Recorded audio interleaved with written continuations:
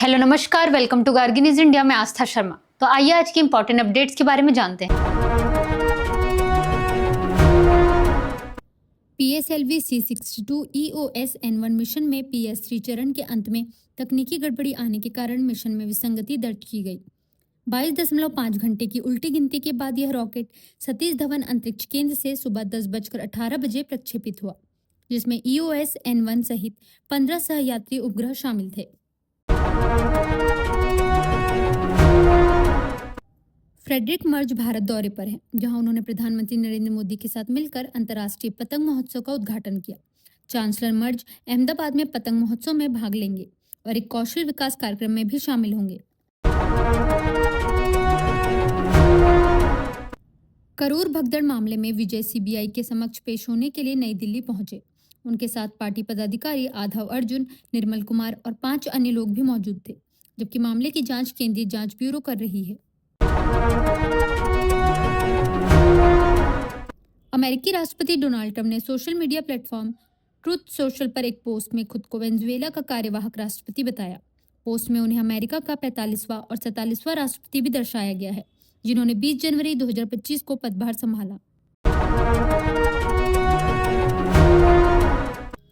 Iran में जारी बड़े विरोध प्रदर्शनों पर डोनाल्ड ट्रंप ने कहा कि अमेरिका कड़ी प्रतिक्रिया पर विचार कर रहा है और तेहरान ने बातचीत के लिए संपर्क किया है। उन्होंने चेतावनी दी कि यदि प्रदर्शनकारियों पर बल प्रयोग हुआ तो अमेरिका हस्तक्षेप कर सकता है, क्योंकि यह 2022 के बाद सबसे बड़े प्रदर्शन है।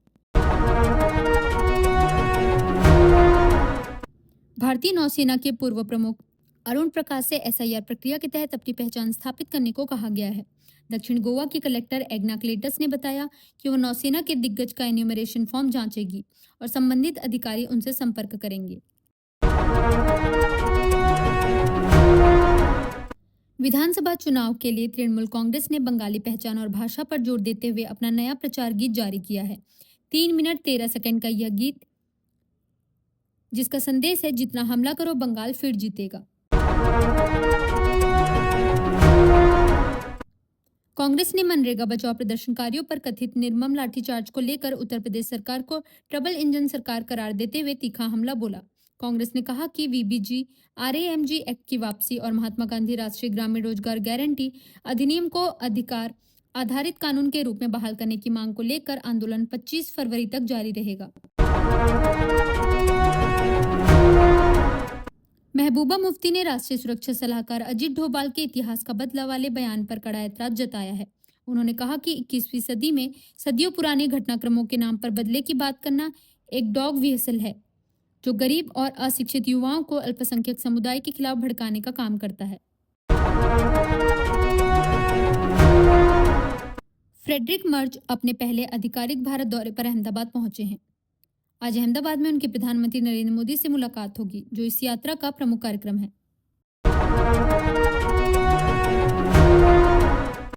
लोकसभा में ई सिगरेट के कथित इस्तेमाल को लेकर स्पीकर ओम बिरला ने सख्त रुख अपनाया है। उन्होंने कहा कि यदि सदन के भीतर नियमों के उल्लंघन की पुष्टि होती है तो उदाहरणात्मक सजा से इनकार नहीं किया जा सकता। दिसंबर 2025 में देश की खुदरा महंगाई दर बढ़कर 1.33% पर पहुंच गई है, लेकिन यह अब भी RBI के निचले कंफर्ट लेवल से नीचे बनी हुई है। ईरान में जारी विरोध प्रदर्शनों के बीच विदेश मंत्री अब्बास अरागची ने कहा है कि उनका देश युद्ध नहीं चाहता, लेकिन पूरी तरह तैयार है। उन्होंने साफ किया कि ईरान की प्राथमिकता हालात को कूटनीतिक तरीके से संभालना है। हालांकि किसी भी चुनौती से निपटने की क्षमता देश के पास मौजूद है।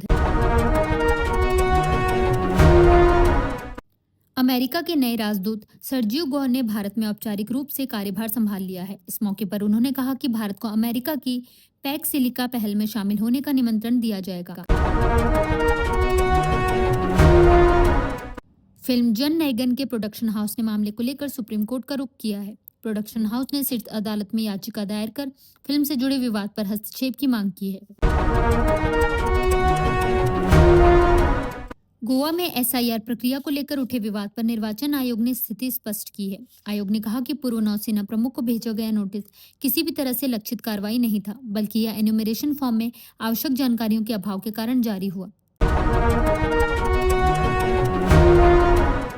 बजट 2026 को लेकर शिक्षा विशेषज्ञों ने सरकार से गुणवत्ता और बुनियादी ढांचे को प्राथमिकता देने की अपील की है। विशेषज्ञों का कहना है कि यदि बजट में शिक्षा अवसंरचना को मजबूत किया जाता है, डिजिटल और बहुभाषी शिक्षा को बढ़ावा मिलता है और छात्रों को ज्ञान आधारित अर्थव्यवस्था के लिए तैयार किया जाता है, तो यह एक टर्निंग पॉइंट साबित हो सकता है। भाजपा अध्यक्ष नितिन नवीन ने कहा है कि प्रधानमंत्री नरेंद्र मोदी की विभिन्न पहलें देश के युवाओं की दिशा और सोच को आकार दे रही हैं।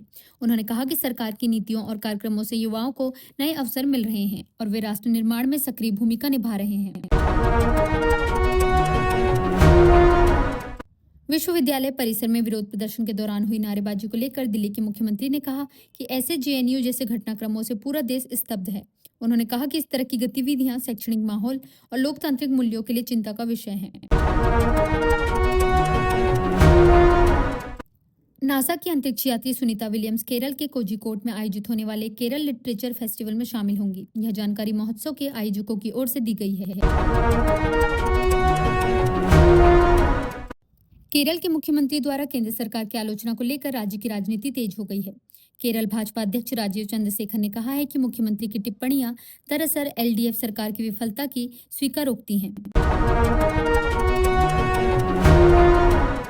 देश की प्रमुख ऑटोमोबाइल कंपनी मारुति सुजुकी के निदेशक मंडल ने गुजरात में दूसरे प्लांट के लिए 35,000 करोड़ की भूमि अधिग्रहण योजना को मंजूरी दे दी है। यह नया संयंत्र साणंद में स्थापित किया जाएगा। प्रधानमंत्री नरेंद्र मोदी और जर्मनी के चांसलर फ्रेडरिक मर्ज ने शिक्षा क्षेत्र में द्विपक्षीय सहयोग बढ़ाने के लिए एक विस्तृत रोड मैप पर सहमति जताई है। दोनों नेताओं ने उच्च शिक्षा, अनुसंधान और कौशल विकास में साझेदारी को और मजबूत करने पर जोर दिया। केरल के मुख्यमंत्री पिनराई विजयन ने केंद्र सरकार की नीतियों के खिलाफ लेफ्ट डेमोक्रेटिक फ्रंट के विरोध प्रदर्शन का नेतृत्व किया। उन्होंने इस आंदोलन को अस्तित्व की लड़ाई करार दिया।